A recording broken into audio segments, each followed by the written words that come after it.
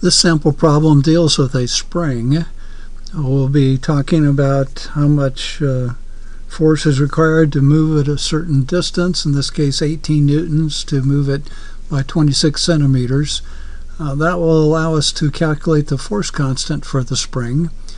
Then we'll work on calculating the potential energy of the spring when it is stretched out to this distance, and talk about releasing the spring and what is the speed of a mass attached to the end of the spring at two positions, when it's 9 centimeters from the relaxed position of the spring and when the object is all the way to where the spring is relaxed, no longer pulling on the mass. So some concepts here involving springs. Well, so we read through the problem again and we kind of make a drawing or get a picture.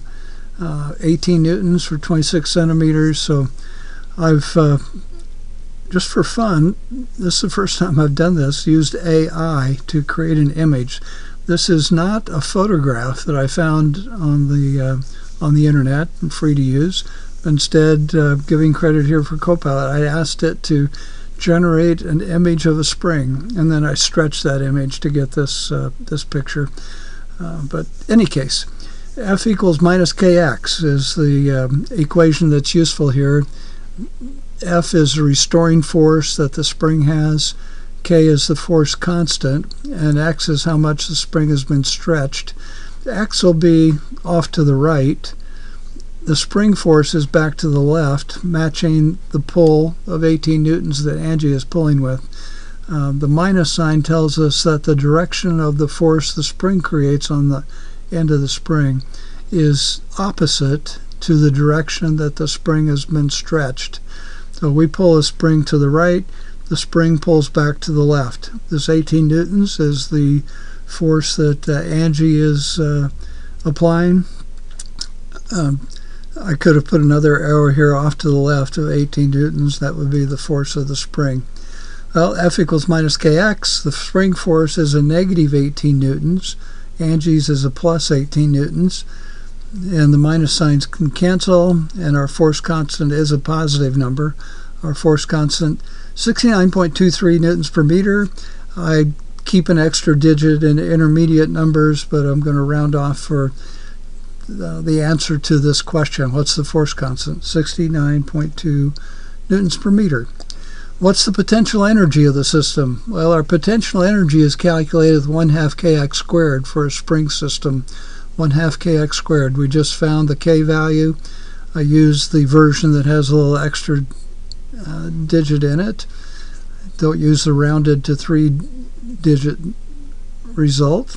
Just try to keep a little more accuracy in our final result. We stretched out 0.26 meters. It is important to match the units. Newtons per meter for the force constant. K needs to be in meters.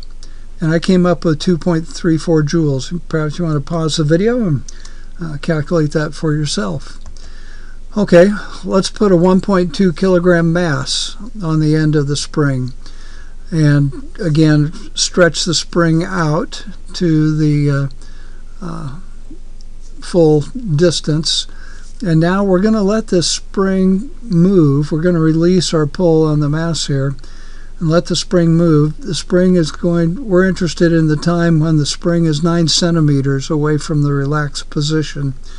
We were 26 centimeters to start with, so being 9 centimeters of stretch at the time we're interested in. So the spring has moved 17 centimeters. Well, there's some distances here. I might be tempted to use the kinematic equation. Final velocity squared equals initial velocity squared plus 2 times acceleration times x minus x naught. Would this be legal? Is this a legal equation for this problem, for the case of a spring? So I might want to think I just want to use F equals ma and calculate the acceleration, and then I could calculate the velocity. This would be a bad idea.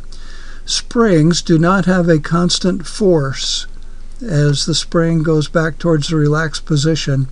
Force is not constant. the mass is constant, the acceleration will not be constant. And recall the kinematic equations. This is a relationship that requires constant acceleration. So no, we can't do the method this way. We've got to do it a different way.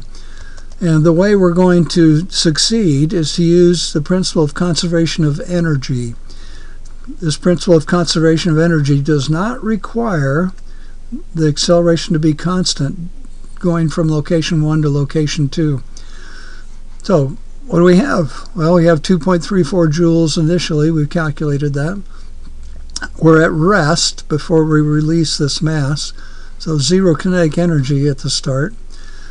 The location 2, where we're interested in knowing the velocity, the speed, is 0.09 meters from the relaxed position.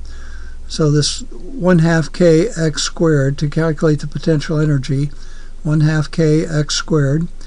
The x is not the 17 centimeters that we've moved.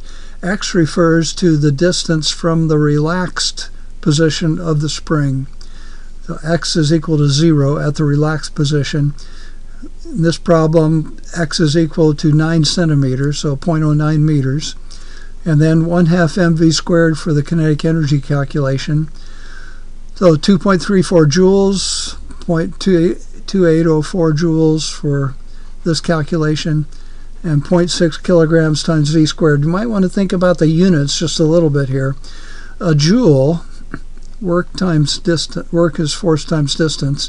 So a joule is Newton times meters for another description of the units.